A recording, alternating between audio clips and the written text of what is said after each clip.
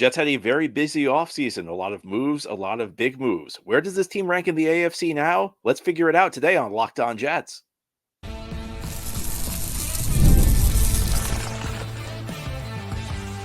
You are Locked On Jets, your daily New York Jets podcast.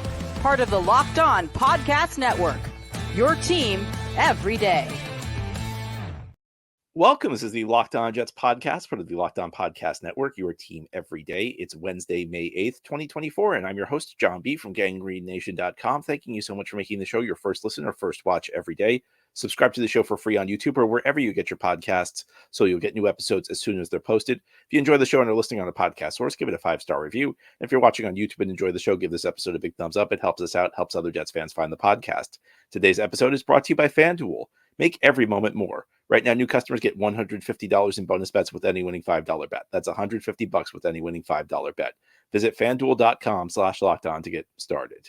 Today, we have our weekly mailbag show. Each Wednesday, we try to do a mailbag with listener questions. Thanks so much to everybody who sent in questions. Let's begin with a question about the Jets offseason. Where do you think the Jets rank in the AFC after the moves they've made this offseason? And that's a great question. And before I give you my thoughts, let's go to the odds at FanDuel. And they have the Jets tied for fifth right now when we're talking about projected wins. Kansas City, Baltimore, Cincinnati, and Buffalo all have more projected wins. The Jets are currently with an over-under of 9.5, which ties them with Miami for fifth. And that sounds about right to me. I think it would be tough to take the Jets over the top four teams. Now, like Buffalo has taken a step back in the AFC East. So I think the Jets certainly should be a team based on everything they've done. If the Jets aren't competing for the division, something's gone very wrong there. But it is a tough division. I think Miami's also taken a step back, but they're not going to be a pushover. But it's tough for me to say exactly where the Jets rank. The way I like to think about this is if you played this season out 100 times, how would things turn out in like the middle scenario, like the case that's like at the very middle? And the reason I do that is I don't think the outcomes of the NFL are set in stone. Last year, was it preordained that Aaron Rodgers was going to get hurt the first game of the season? No, it wasn't. It was something that happened. If Aaron Rodgers doesn't, if that play doesn't happen, if he doesn't step the wrong way, he very well may have played the full season. It was just a bad break. And there are certain pivotal moments on your season that kind of set you on your path as a team. There are seasons that there are moments that can sink your team, and there are moments that can propel your team forward to a season you weren't expecting.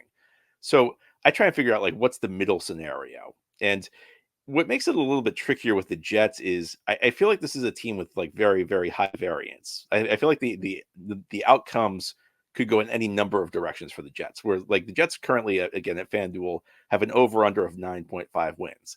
A lot of teams with an over-under of 9.5 wins, if you play the season out 100 times, you'll see a lot of 8, 8, 8, 8, 8, 8. You'll see a lot of 9, 9, 9, 9, 9. You'll see a lot of 10, 10, 10, 10, 10 when we're talking about how many games that they win. Whereas the Jets are going to be all over the place if you play the season out 100 times, because they're depending on so many guys who are older, who are injury risks.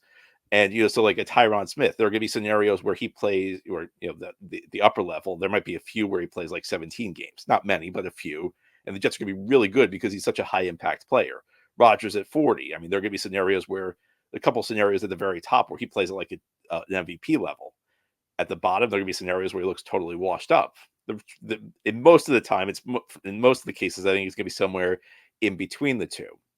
So the Jets are going to be a team, they may be at a 9.5 win team in general. If you play the season out 100 times, they'll probably fall somewhere in the 9 to 10 win range. But there are going to be some 5s in there. There are going to be some 5-win seasons. There are going to be some 6-win seasons in there. There are going to be some 7s, some 8s, some 9s, some 10s. But also, you have some really high-end outcomes. You're going to have a lot of 11s. You're going to have a lot of 12s. You probably even have a few 13s thrown in there, because the players they're counting on are such high variance players. Again, Tyron Smith, if he plays a lot this season, he's going to have an enormous impact. But there are also a lot of scenarios where he's not going to play a lot because he's a guy who's older, who's consistently injury prone. Rodgers is another good example of this, where the outcomes for Rodgers, and Rodgers plays the most important position on the field.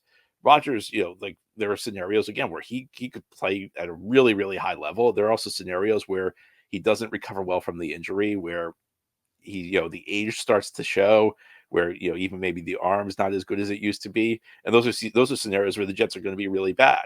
So when you have this many key players who have as wide a range of outcomes, it's difficult to say. Now, what I will say for the Jets is that the boom scenario, it's really, really high. It's higher than it's been in some time. Like, if everything breaks right for the Jets, this could be a team that goes to the Super Bowl.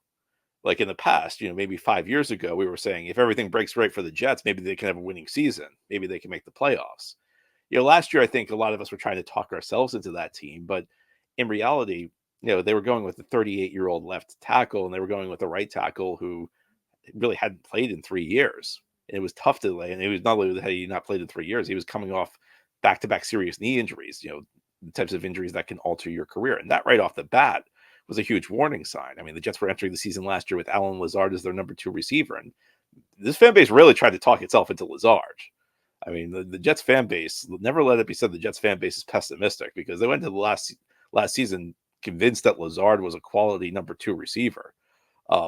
So, as much as people say the Jets fan base is pessimistic, I mean, this was a fan base last year that walked into the season, thinking this was a Super Bowl team with that tackle situation and that wide receiver situation. I mean, there's got to be some optimism there. Last year, a lot of it was dependent on Rodgers. Like, if Rodgers could play at a really high level, the Jets, could have been a team that could have made a run. But this year, if Rodgers is good, Jets are good, and everything else breaks right. If Smith stays healthy and Mike Williams bounces back from his injury, and Moses has another good year in him, and they get some injury luck, things could really pan out well for them in a way that I don't think has been true in a very long time. So what I'd say is that there are no guarantees of success for this team, but the boom scenario is higher than it's been in over a decade. Whereas if everything goes right, this is a team that can legitimately contend for a Super Bowl. Now that again requires everything going right, which of course doesn't always happen, but certainly, it's certainly a possibility now. Next question: who is the former Jet that you were particularly hard on, but looking back probably should not have been? For example, mine would be Brian Thomas. Was he great? No, but he was a solid player for us for years. I think looking back on it, I was too hard on some of the young quarterbacks the Jets had. I think Sanchez, I was very hard on him. This was pre Locked On Jets era. Geno Smith, for the most part, I think Locked On Jets began Geno's last year, but he was, he only played like one game. Those were two young quarterbacks I was really, really hard on. And looking back on it, these were guys who were brought into franchises that did not have the infrastructure in place to support young quarterbacks. Now, I don't know if Sanchez would have panned out anyway, because there were issues with his game, and it's not like he went elsewhere and had success. Of course, Geno has gone elsewhere and had success, but I think he was a guy who probably needed a change of scenery. And I think if we're going to be, if you really remember what happened in that era, in many ways, Geno was his own worst enemy with the Jets. And, I think there's something to be said for, somebody as they age. I think we're all more mature as we get to most of us, I hope, are more mature when we get to 30 than we were in our early 20s. And, Geno was in a better place. But I think it's also fair to say that the Jets did not put these young quarterbacks in a position to succeed. And whenever you bring in a young quarterback, I mean, unless you're dealing with a truly exceptional case, unless you're dealing with a CJ Stroud or a Joe Burrow, they're going to struggle off the bat. They're not going to know everything they need to know when they step into the league. And it's the team's job to support these young quarterbacks. And I think, even to an extent with Zach Wilson, I was really hard on Zach Wilson. Did the Jets do everything they could to support him? I think there's an argument to be made that they did not.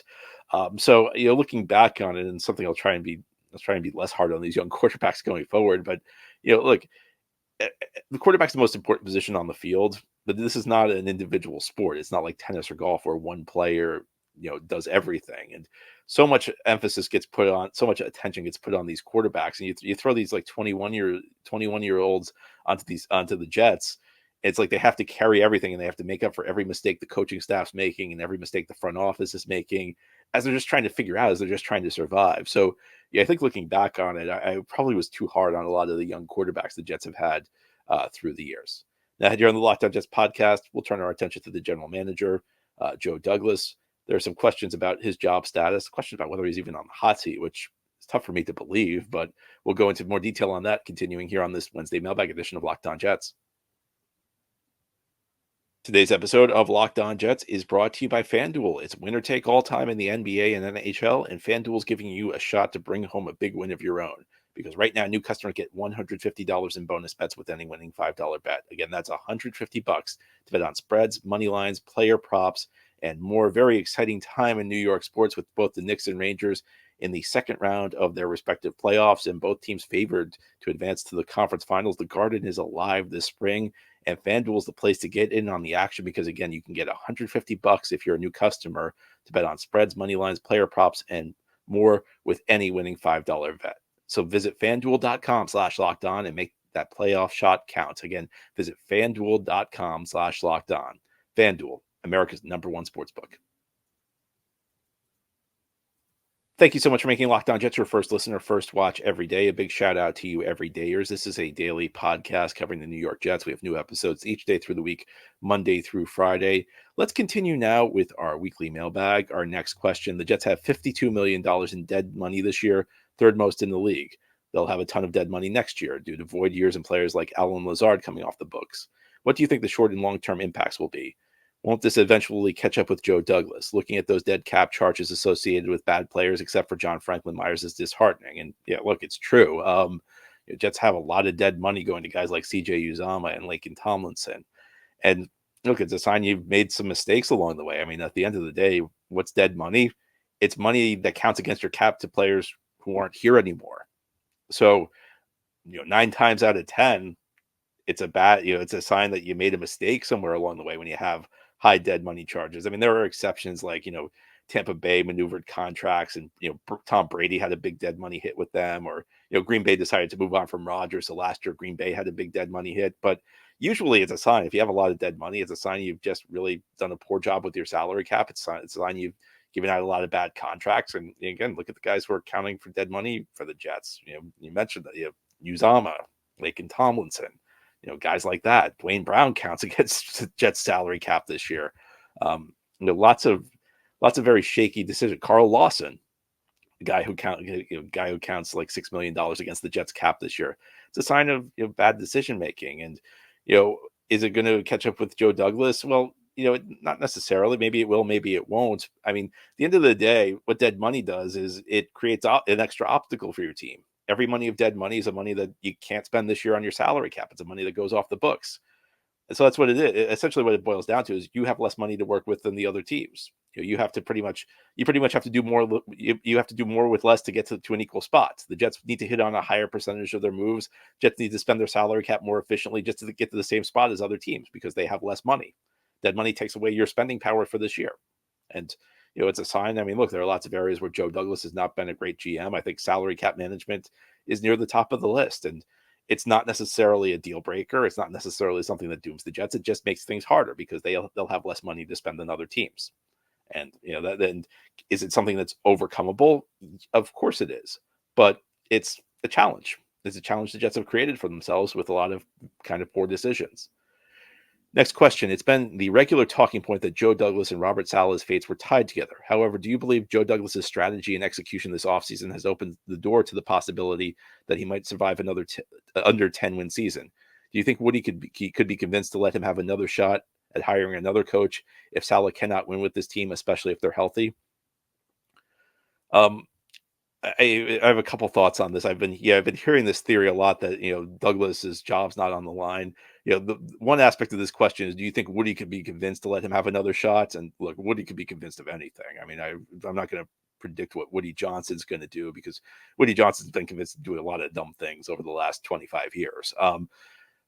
Should Douglas be on the hot seat? I mean, absolutely, Douglas should be on the hot seat. I mean, he hasn't built a winning team yet. And if the team doesn't win this year, I don't see how you can. I struggle with the argument that like he should be given another shot if the team doesn't win this year. I mean, I've heard this idea. It's like people have decided that like this offseason was a rousing success no matter what actually happens on the field. And I can't really get behind that. Look, I think Douglas had a lot of moves in front of him. I think he was limited in the options that he had. But you have to remember that the reason he was limited in the options he had was of his own doing. I mean, he's the guy that put the Jets in such a tight cap situation. Yeah, look, I mean, I think of the options in front of them. If I had to choose one for left tackle, if I could get Tyron Smith for $6.5 million, that's a gamble probably worth taking. I think renting Morgan Moses for a year was, based on his level of play, based on what the Jets paid for him, I think that was a logical decision. But I don't think like these are moves that completely change the trajectory of how I view the GM. I think there were some moves that weren't so smart. I think the Javon Kinlaw contract was a very shaky decision. I think the Tyrod Taylor deal, I think they gave Tyrod Taylor too much money. I don't think they should have guaranteed it. Like I like Tyrod Taylor as a backup. I don't think they should have guaranteed a second year, and I don't think they needed to do that. There's some that could work out, could not work out. I mean, I think the Hassan Reddick trade depends on what happens going forward. I don't think we can declare that trade a success, though. So the argument seems to be that like people have just decided that Joe Douglas Joe Douglas dominated this offseason and built a winning team. Well, what happens in the fall will determine whether or not he built a winning team. But I don't view like GMs in a 1 year, even if I was to concede the idea that Joe Douglas had a dominant offseason, which I'm not sure we can conclude yet. I don't think a GM's job is to have like one good offseason. I think the GM's job is to set the team up to have a long run of success. And I think it's a very open question whether Joe Douglas has done that. And I think for Joe Douglas to even make the argument, the Jets need to have a big year right now, because if they don't make if they win less than 10 games this year, has he really dominated? Did he really have that great of an offseason? I think the question mentions like, should Salah blame if he can't win with a team and they stay healthy? Well, if the team stays healthy and they don't win, it's probably a sign that the offseason wasn't as good as people made it out to be. And the other thing I'd say is I don't understand how you separate Salah and Douglas. Salah was the guy Douglas hired. This isn't like that was like one of the few good things I could say about what the Jets have done over the last couple of years is they've actually put the head coach and the general manager on the same time frame. There's no more of this. The owner hires both of them, and they both report to the owner. Douglas was given full authority to hire the coach he wanted. Salah was the coach he wanted. So anything that happens with Salah is on Douglas. It's to me, I don't understand how the narrative has changed so much on Douglas when he still hasn't built a winning team in 5 years. I mean, I don't think we count 2019 because that wasn't really his team. In 2020, they had 2 wins. In 2021, they had 4 wins, then 7-7. So, I mean, over a 4-year stretch, that's 20 wins. That's not good enough. It's certainly not good enough to survive a year where the team falls short of expectations. So, look, I don't know what he would do. I think sometimes this fan base, when it comes to these GM head coach relationships, they tend to when things go wrong, they tend to put the blame all on one person and absolve the other guy of everything. That was McCagnon and Bowles. Everybody can't tell you how many times I heard somebody say, Bowles has messed this team up. McCagnon that gave him talent. How do we know how good McCagnon is without a real coach? Well, look at what happened. Bowles has gone to Tampa Bay, and I don't think Bowles is that great of a head coach. I'd put him below. I'd say he's a below average head coach if you look at what he actually brings to the table. But look, he's won. It's bad divisions, and they've won him with soft records. But he has won 2 divisions. He has won 2 division titles in 2 years. Couldn't have been that bad. Or Rex and John Idzik. Everybody blamed everything on Idzik. Well, Rex went to Buffalo after that, and kind of failed, and the defense fell up. He inherited a very good defense that kind of fell apart under his watch. Look, the team doesn't succeed. Most of the time, it's both the coach and the general manager, and I don't think the Jets this year will be any exception. Now, here on the Locked On Jets podcast, we'll turn our attention to undrafted free agents. Who's the most likely one to make the roster? I'll give you some thoughts on that continuing here on this Wednesday mailbag edition of Locked On Jets. Today's episode of Locked On Jets is brought to you by Monopoly Go. All right, game off. We've got to pause here to talk more about Monopoly Go. And I know what you're saying, flag on the play. You already talked about that. But there's just so much good stuff in the game.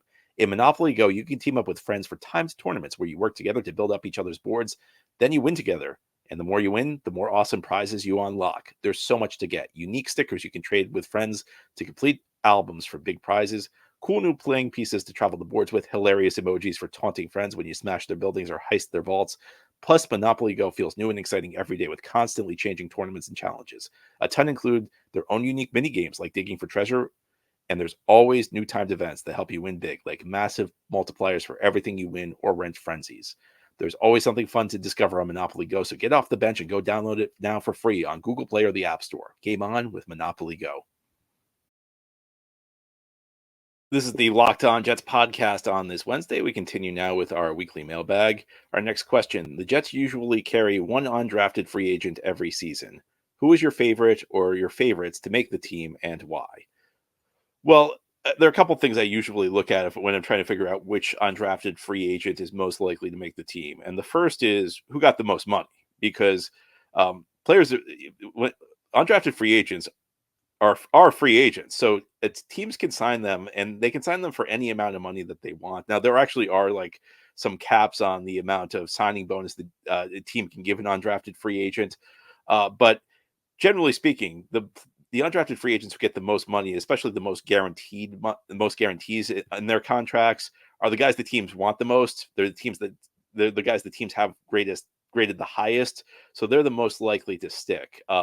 So I think that there was a guy who kind of stood out.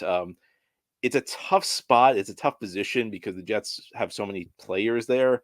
But Braden McGregor, who's an edge rusher, a defensive end out of Michigan, the Jets guaranteed him over $200,000, which, when we're talking undrafted free agents, is a pretty big guarantee. So he'd be a guy I have my eye on now. Again, there's a bit of a logjam at the defensive end position, so it might be tough for him. But the fact that Jets gave him so much in guarantees is a sign that he's at least got a shot to make this team.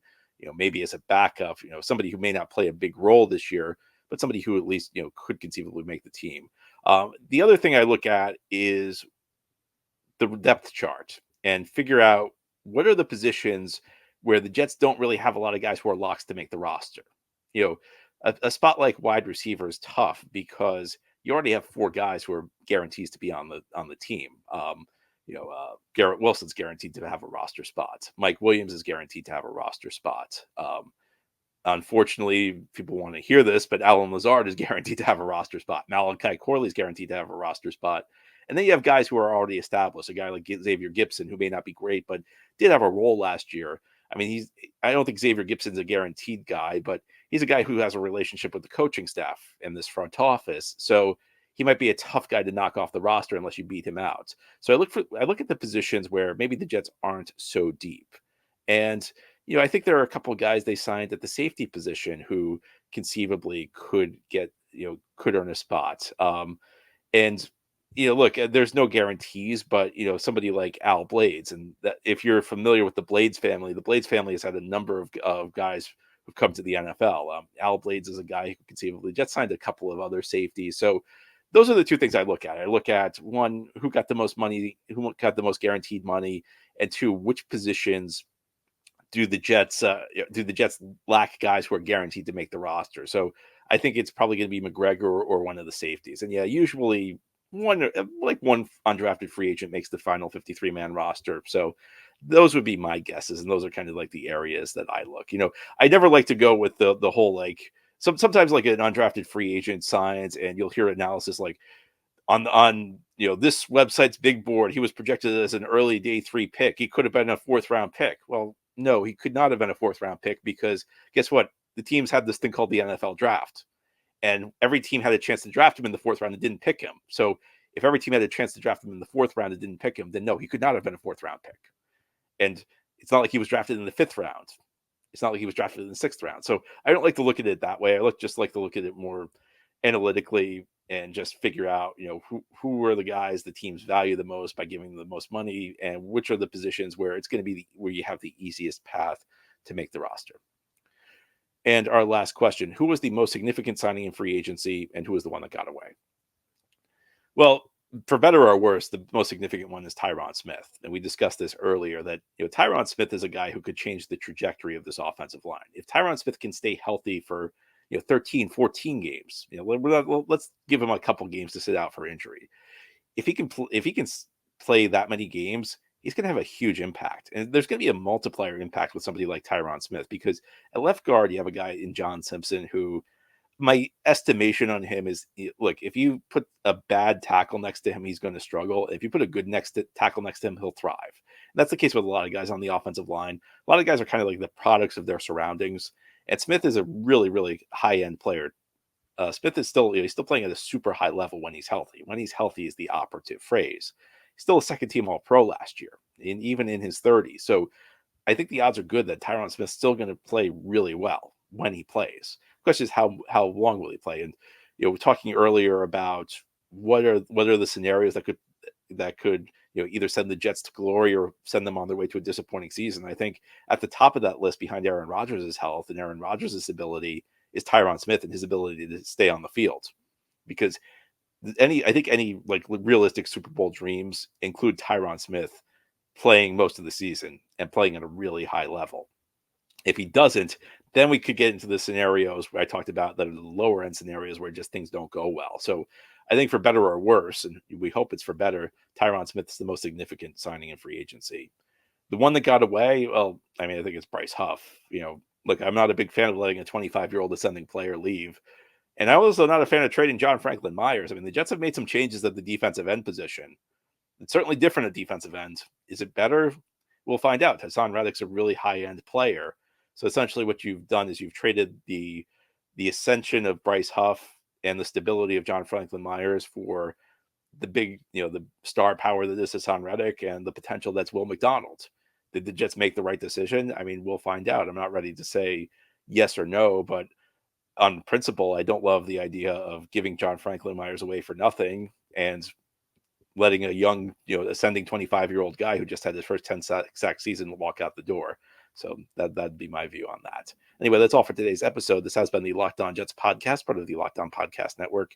Your team every day is our motto. As always, if you enjoy the show, hit the subscribe button where you're watching or listening so that you'll never miss an episode. If you enjoy the show and are listening on a podcast source, give it a 5-star review. If you're watching on YouTube and enjoy the show, give this episode a big thumbs up. It helps us out. It helps other Jets fans find the podcast. Enjoy your Wednesday, everybody. We'll be back tomorrow to talk more Jets.